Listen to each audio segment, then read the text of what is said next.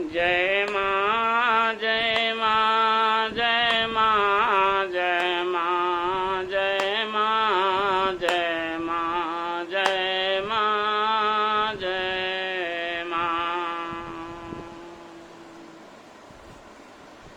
मनि मानिक मुक्ता छवि जैसी, मनि मानिक मुक्ता छवि जैसी, अहि गिरि गज सिर सोहन तैसी। मनि मानिक मुक्ता छवि जैसी, अहि गिरि गज सिर सोहन तैसी। मणि, मणि सांप के सर पे कहते शोभा नहीं पाती, यानी कि मणि की जो शोभा होती है, मानिक की जो शोभा होती है, जो पहाड़ों पे पाए जाते हैं, और मणि तो स्वयं लक्ष्मी जी हैं, और मुक्ता, मुक्ता जो हाथी के मस्तक पे पाया जाता। मनि मानिक मुक्ता छवि जैसी, लेकिन इनकी जो शोभा होती है वो शोभा सर्प के सर पे इतनी शोभायमान नहीं होती। पहाड़ों पे मणियों की शोभा शोभायमान नहीं होती इतनी, जो इनकी शोभा है। और मुक्ता की शोभा शोभायमान नहीं होती गज पे।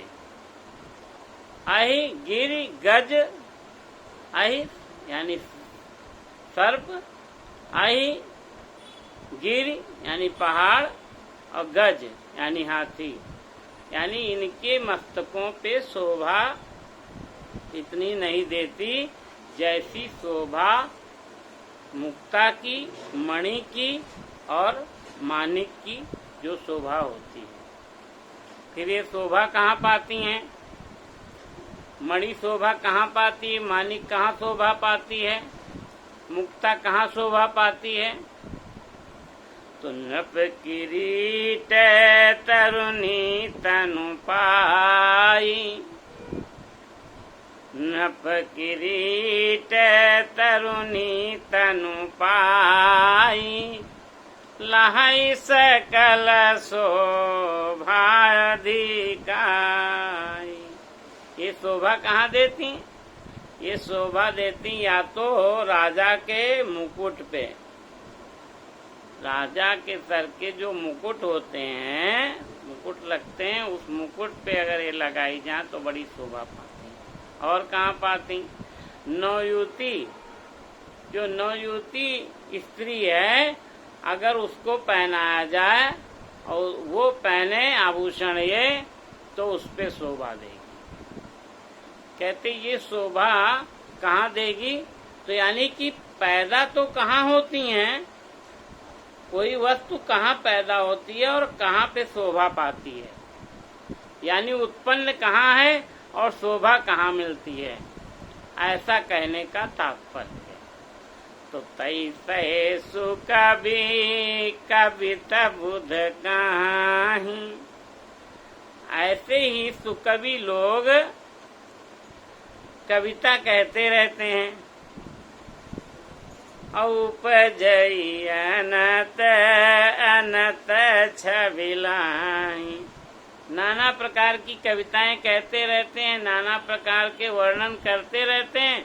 तो उत्पन्न तो कहीं कभी करता है वाणी से, और शोभा उसको कहीं और मिलती है। कैसे?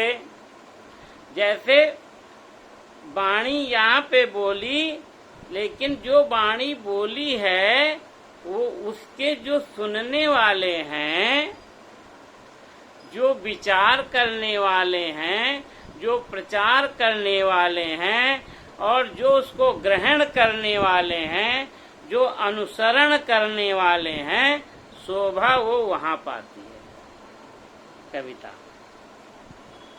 क्योंकि कोई किसी का विचार कैसा है, कोई तो चाहता है कि लोगों के का गुणगान करो, सांसारिक लोगों का गुणगान करो, बड़ा अच्छा लगता है कि उनके गुण बताओ, उनके अवगुण बताओ। ऐसी भी तो कविताएं हैं, है ना। तो कुछ विचार वाले इस तरह के होते हैं और कुछ सुजन वाले होते हैं जो कहते हैं नहीं कोई भजन सुनाओ। अच्छा, तो समझना यहाँ ये है, तात्पर्य ये है कि सरस्वती मैया वाणी पे जो विराजमान होती हैं, अब उसमें आपने अगर गुणगान सांसारिक किया है तो उन्हें अच्छा नहीं लगता, यानी वो थोड़ा सा कष्ट पाने लगती। और यदि कहीं प्रभु का गुणगान हो रहा है तो उनको बड़ा आनंद आता है। तो इसलिए कहते हैं तई सु कवि कविता बुध काई, उपजई अनत अनत छवि लाही। तो उत्पन्न कहीं हुई कविता, कहीं वर्णन हुआ। और शोभा कहाँ पाता है?